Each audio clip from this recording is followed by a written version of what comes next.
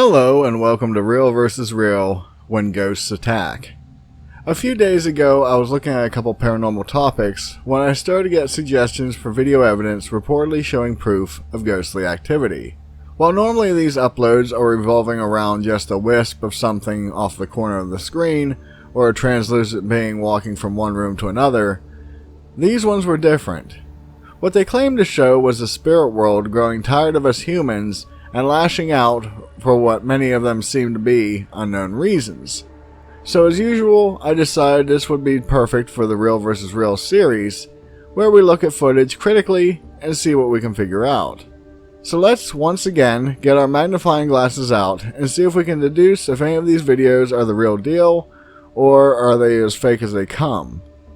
As a disclaimer, these are my opinions only, and as many of you know, I believe in ghosts completely. So, this isn't a video of a skeptic bashing ghost footage. We will start off with a video that has been spread around a lot as definitive proof of spirit activity. In fact, I think I may have already talked about this one at some point. Anyway, here we are.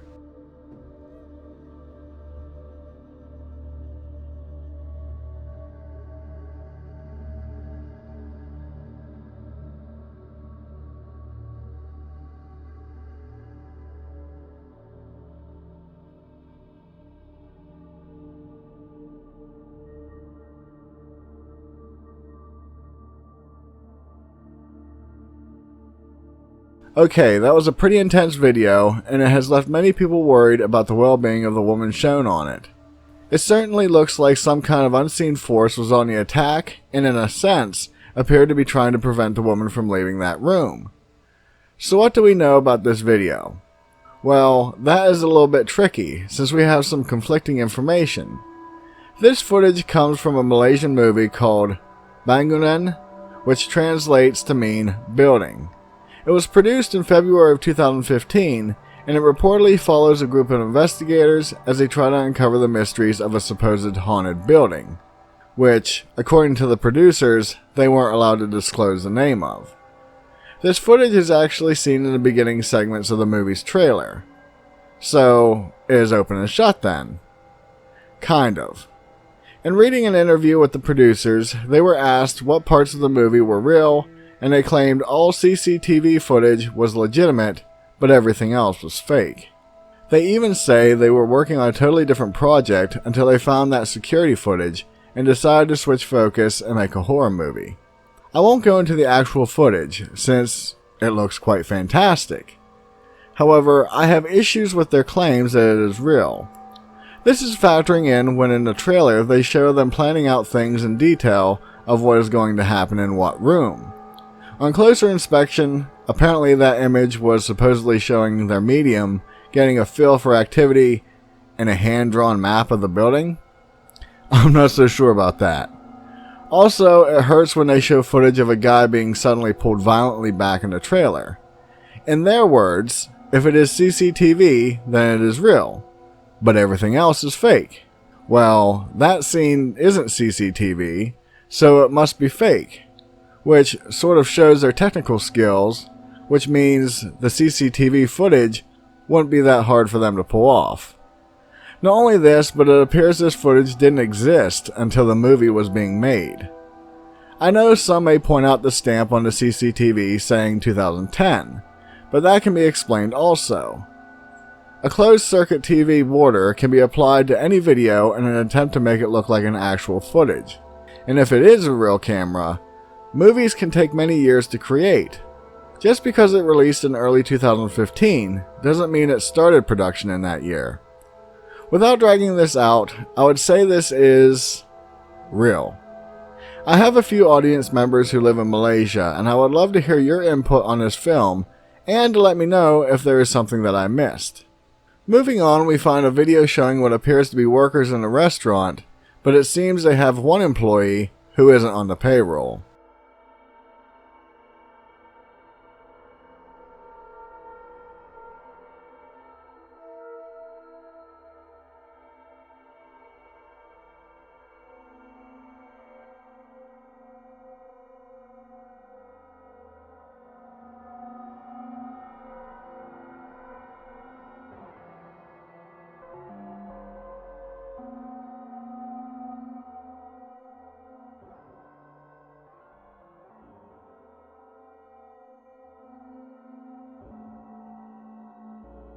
Regardless of what I rule this video, I seriously hope the employee, or possibly actor, was okay, since the hair pulling looked quite painful.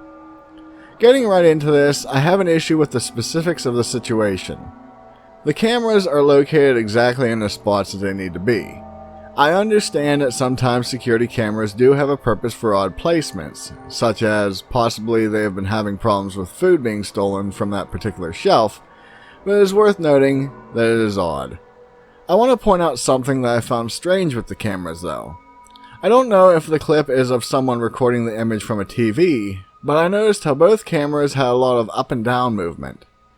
Either that is one shaky building, it is being recorded by hand, or as mentioned, it is recorded from a monitor. Even as such, why isn't the actual footage what is uploaded? It also bothers me that the attack footage has the camera angled in a way that is convenient, leaving everything off screen. Objects moving by themselves is always interesting to see, but really doesn't prove anything since there are many ways to facilitate that. I am not saying they couldn't be spirit related, but no skeptic is going to be won over by seeing a bucket move. I know both cameras were supposedly showing the same woman, but I couldn't make out if this was true. In the mop scene, the woman has a lighter shirt, but in the dining room, it appeared dark. Granted, this could be due to shadow. What are your thoughts on that? Anyway, the hair pull is the most fantastic part of the video. I slowed it down and saw that before being yanked back, only a small clump of hair is pulled up initially, as if it were hooked to a string. If someone was to yank a person's hair, as in this video, the whole mass of it would be grabbed. I did notice the shadow on the wall near the bucket before she was attacked. Yes, that could be a ghost, but it could also be a person getting in place to pull the string. Some of you may be pointing out the orb in the lower right corner at the same time, but I don't put too much stock into orbs since they easily could be dust particles. So, I'm saying this is real.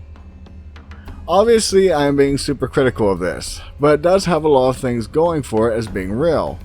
However, the problem that this faces is the rule of too many coincidences.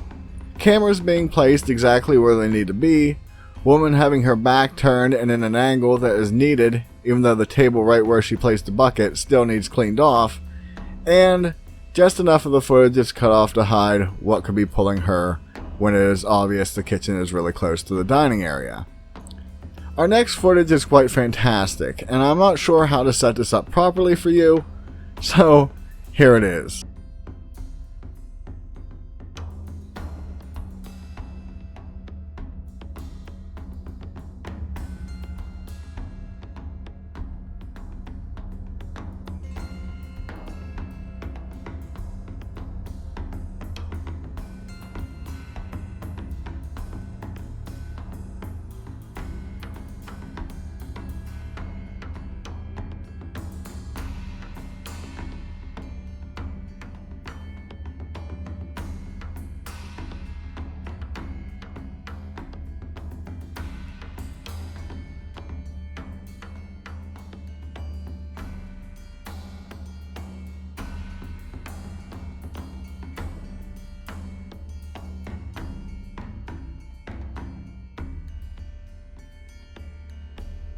Okay, there is a lot to process here and I'm not sure where to start. The camera placement doesn't seem in an odd location, and granted the activity is happening off screen, but due to the camera being placed where it is, it makes sense. The security camera is watching the door, not what is going on in the street. The scene is believable, although convenient that the person being attacked walks so far to the side of the footage. Everything looks on the up and up, excluding the ending, which seems sort of fake. So let's take a real close look at this one, since at the moment it seems to really show an actual event. Before and after the attack, you can see something, or dare I say someone, is obviously walking in a water puddle near where the man in white was. This indicates that either this spirit presence walks around on land, unlike most who seem to float or not even interact with the surface, or it is a person off camera. The way the man is acting is completely believable, and the throw, is fantastic. Now, when the screen captures are taken of the body, it really seems odd. While it could be real, it just gives me the vibe of movie magic. The movement of the door when he hits and his buddy running in just before look legit. However, the devil is in the details, as always. No pun intended. Well, maybe it was intended. I have scoured multiple sources and I could not find one shred of backup information linked to this story. Nothing about a man being attacked by something outside of a bar. No reports of damage to the pub. Absolutely nothing. I find it odd when something like this makes its rounds, but no locations are given, no interviews with the landowner or the witnesses, and no follow-up reports. Normally, an image of a fly on a camera gets everyone's attention. Granted, I don't particularly trust the news, so real evidence may not be brought mainstream. However, every pub that has had the slightest amount of strange activity, even if a glass moved on its own half an inch, has jumped on the opportunity to lay claim to a haunted location. This all in the hopes of making more money from paranormal enthusiasts. While all of this is strange, it doesn't outright cry hoax. Before going farther, I want to make my ruling, which is real. Wow, 3 for 3. I don't think that this has ever happened before. Now you may be wondering why I decided this after spending a lot of time stating I wasn't sure. Well, remember the devil part I mentioned earlier? Every bit of footage you will see will be what I presented you. However, that isn't all of it. I almost ruled this as unsure until I found the full clip. Here's what a lot of people chose to edit out.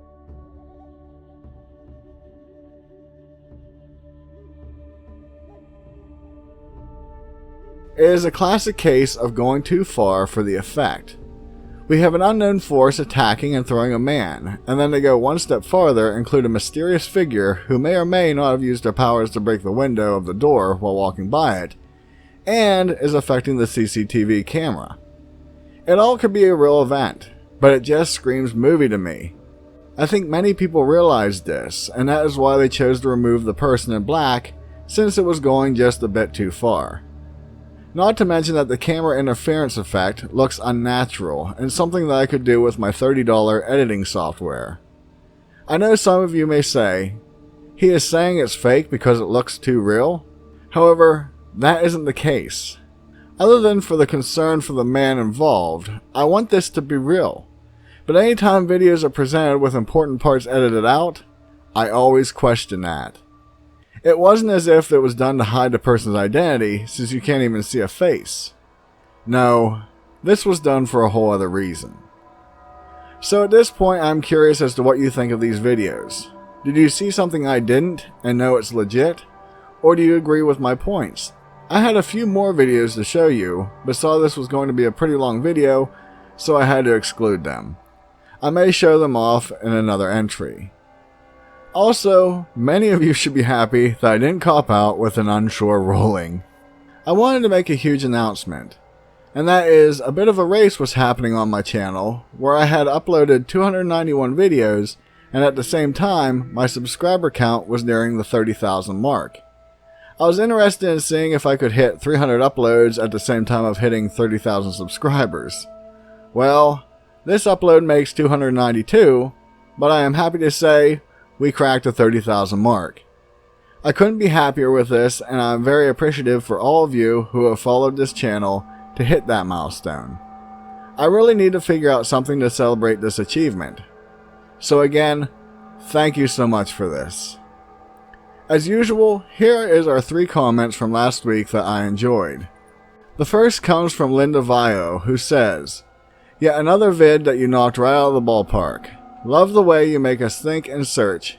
You definitely have a gift, Ben." Thank you so much, Linda.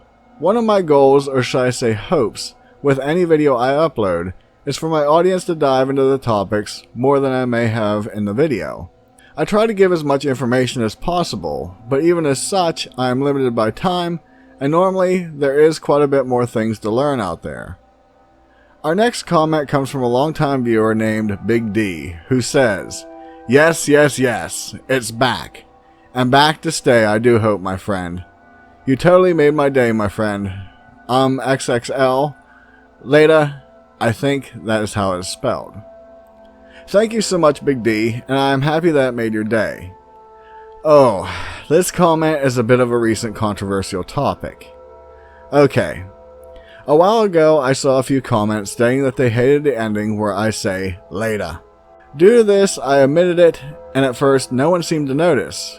But the video after it, I was hit with 90% of my comments wondering why I didn't say it, with one even going as far as saying it was their mantra. After giving it a lot of consideration, I realized something that I should have known all along. That ending is as much a part of my channel as Chewie with the hockey mask is. Not only this, but many of my new viewers may not know that I started using later in honor of my older brother. He always says it rather than saying goodbye. I know some of you may not be happy with this news, and I deeply respect that point of view, but I have to stay who I am. I don't want to exclude anyone with my content, but if it really bothers you, then it may be best to avoid the end of my videos from here on out. It is okay if you do, and I understand it. Our final comment comes from Joseph Mata. Love your videos, Ben. I've watched every single new video since I've subscribed, and some old ones. I've asked you before, but maybe you didn't see my comment because you get a lot. But one of these days, you should tell your personal cryptid or paranormal experiences, if you have any. I'm assuming you have, and that's the reason you started this channel. But I am only assuming. It would be great to hear about, and I'm sure others would agree. Thanks for the great content. I learn a little bit more every time I open your channel. Thank you, Joseph. You are partially correct on the reason that I started my channel. It certainly played a part, but a few other factors played into it as well. I am sorry if I missed your comments, since I really try to make it a point to respond to just about every comment I get, including the not so nice ones. You may have commented on something when I was working, and as most of my viewers know, during those times, my YouTube presence is quite lacking. Now, as to your question, I actually have made quite a few videos about my encounters in the past. Oddly enough, it is titled Personal Paranormal, and I believe I'm up to part 5 now, with the inclusion of the girl in white. However, I am always open to revisiting topics and bringing them to the current format of my videos. So at this point, I turn this question to you, my viewers. Would you be interested in seeing those videos redone, or are you fine with them as they are? If you haven't yet done so, do please consider subscribing to my channel for content similar to this, and also, could you share my content with someone you know who may be interested in this type of genre? With that, be safe, and I'll see you in the next one. Later!